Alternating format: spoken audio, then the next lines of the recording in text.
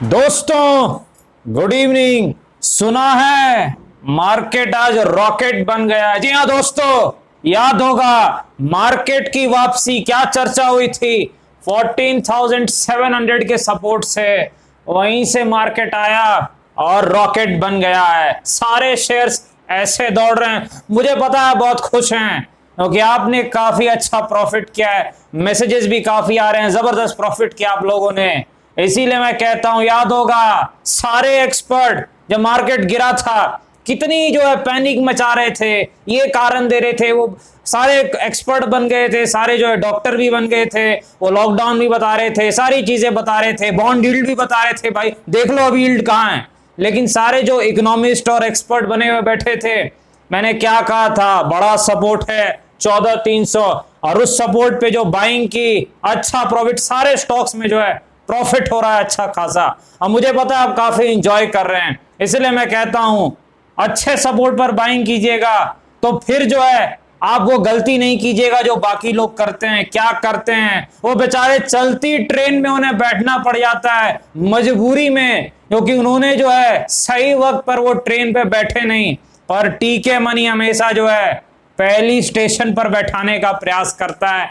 14,300 पर मैंने आपको बैठाया था, जहां से मार्केट ने पलटी मारी, आपको याद होगा, और इससे पहले भी बैठाया था, वो बताने की जरूरत नहीं है। तो दोस्तों अगले हफ्ते मार्केट में क्या होगा, नेक्स्ट वीक मार्केट में क्या होगा, बहुत ज्यादा इंपॉर्टेंट है भाई। मंडे को क्या होगा, यानी मार्केट निफ्टी के एनालिसिस करेंगे और जो है स्टॉक्स के एनालिसिस करने का प्रयास करेंगे। स्वागत है आपका आपके अपने चैनल टीके मनी में। मेरा नाम है Tribhuvan, NSM certified in equity derivatives में। जो नए लोग हैं वो पुराने लोगों की तरह टेलीग्राम पर आ सकते हैं, टीके मनी सर्च करना है टेलीग्राम पे जाना है, टीके मनी सर्च करना है, और 7,500 मेंबर्स हैं, उससे ज्यादा ही हो चुके हैं। अगर आप चाहें आ सकते हैं, आपका मन है भाई आना है तो आ जाइए, 7,500 प्लस मेंबर्स हैं। चलिए चर्चा की शुरुआत करते हैं। सबसे इंपॉर्टेंट मार्केट यानी निफ्टी। चलिए सबसे पहले देखिए हमारी क्या डिस्कशन हुई थी, आपको याद होगा कल की एनालिसिस वीडियो में, कि मार्केट अगर अब खुलता है तो मार्केट का सपोर्ट क्या होगा 14,700। क्या वही सपोर्ट बना या नहीं बना?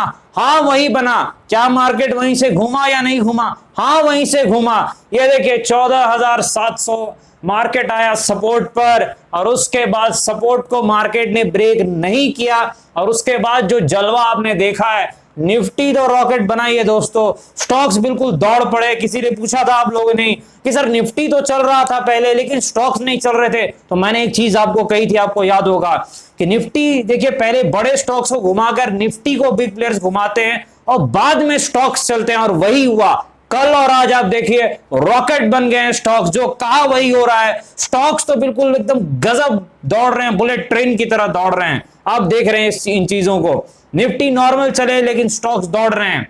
यही चीज मैंने आपको कही थी, मेरे ख्याल से किसी कमेंट के रिप्लाई में मैंने ये चीज कही थी, और वो चीज हो रही है। अब देखिए यहां पर क्या है, और शायद टेलीग्राम पर भी ये चीज मैंने लिखी थी, कल ही शायद लिखी थी, और वो सच साबित हो रही है। अच्छा, मार्केट में रेजिस्टेंस मैंने क्या बताया था आपको, 14,900।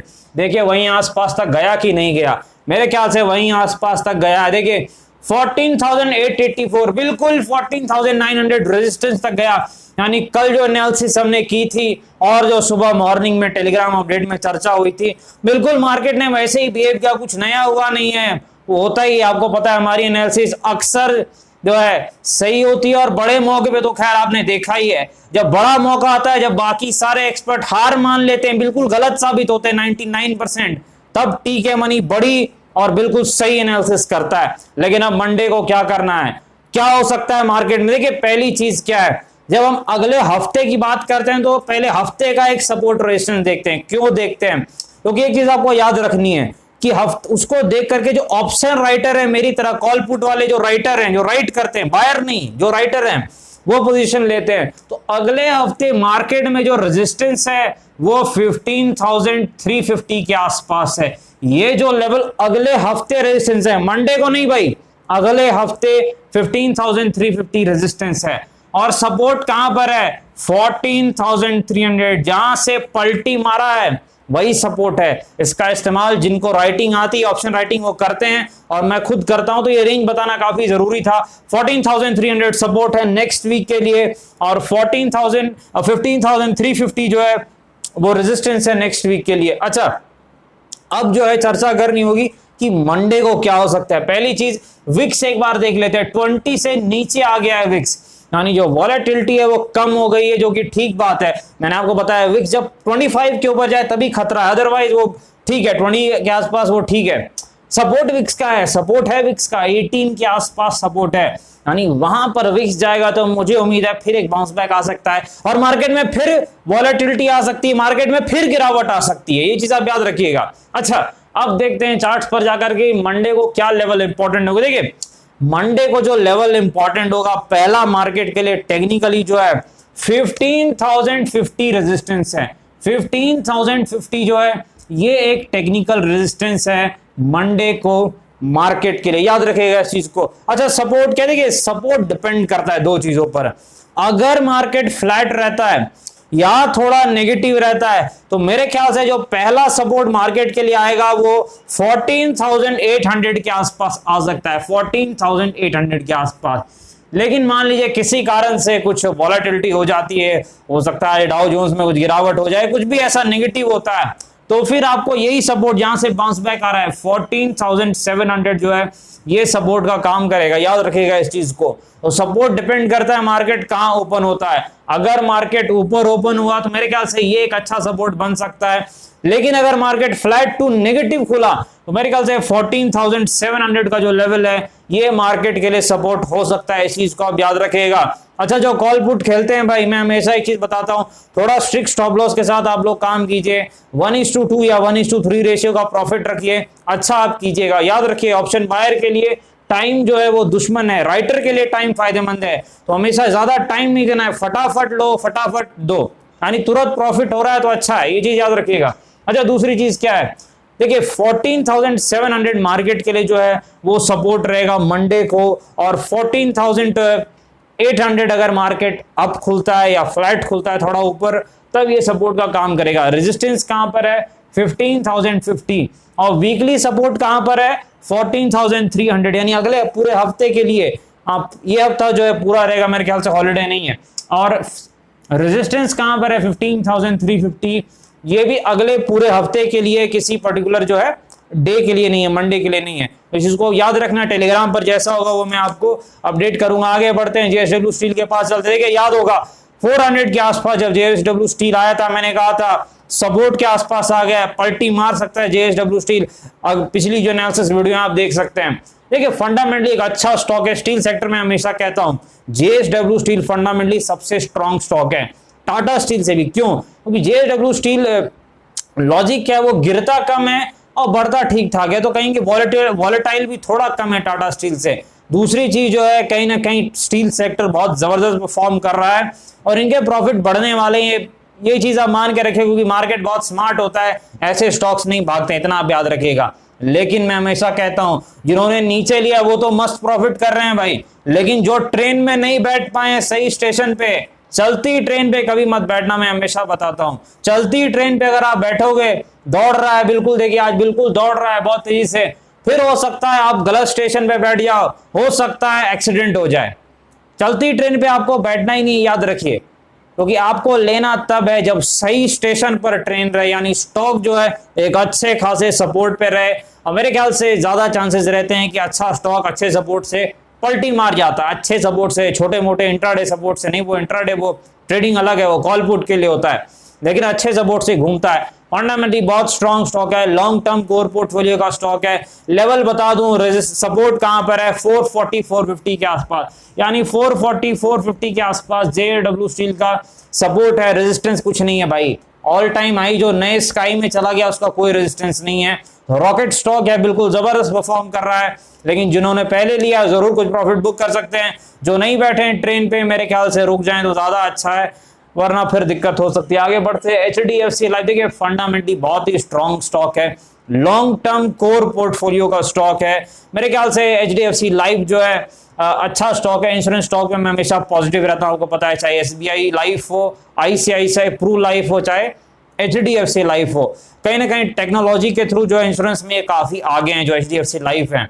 अच्छा, रेजिस्टेंस कहां पर है? 740 के आसपास रेजिस्टेंस है, 740 के आसपास रेजिस्टेंस है। सपोर्ट कहां है? मेरे ख्याल से 670 के आसपास सपोर्ट है। जी हाँ, 670 के आसपास ही इसका सपोर्ट है। एक बार मैं मार्क कर दूंगा, ठीक है। 660 के आसपास, थोड़ा सा नीचे है, 660 के आसपास HDFC लाइफ का एक सपोर्ट है। 740 के आसपास रेजिस्टेंस है। थोड़ा ये कम वोलेटाइल स्टॉक है, ज्यादा ना भागता है ना ज्यादा गिरता है, तो जो लोग कम रिस्क लेने वाले हैं उनके लिए काफी अच्छा स्टॉक है HDFC लाइफ। वोडाफोन आइडिया, अच्छा वोडाफोन आइडिया रॉकेट बन चुका है, याद होगा आपको। सपोर्ट रेजिस्टेंस मेरे ख्याल से सपोर्ट के आसपास से आ चुका था और वहीं आसपास इसने एक बाउंस बैक अच्छा दिखाया है।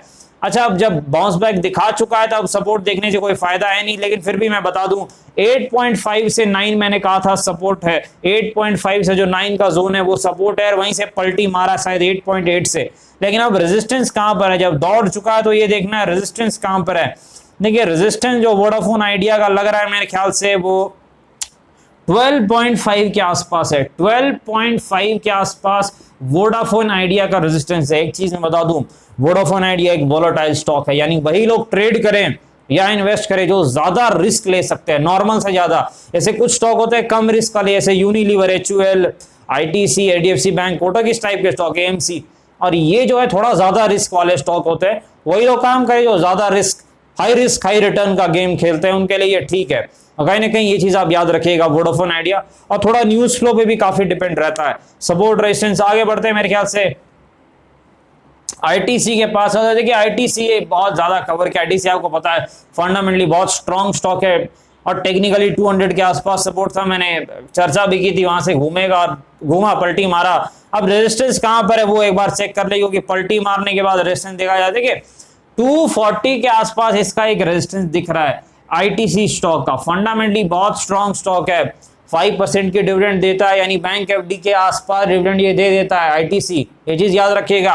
और अगर जो है डीमर्जर हो गया, अलग अलग जो है ये लिस्ट हो गए, तो मेरे ख्याल से जो है लॉटरी भी लग सकती है ITC में लोगों की, क्योंकि देखिए फंडामेंटली काफी बिजनेस इनके अंदर में आते हैं। FMCG है, होटल है, और भी एग्रीकल्चर है, काफी बिजनेस इनके अंदर में आते हैं। लेकिन मेन प्रॉफिट सिगरेट ही लाता है, ये चीज आप याद रखिए, क्योंकि सिगरेट जो है वो हाई मार्जिन बिजनेस है, लेकिन उसमें थोड़ा गवर्नमेंट की रेगुलेशन रहती है, जो टैक्सेस है हमेशा जो है बहुत ज्यादा रहते हैं।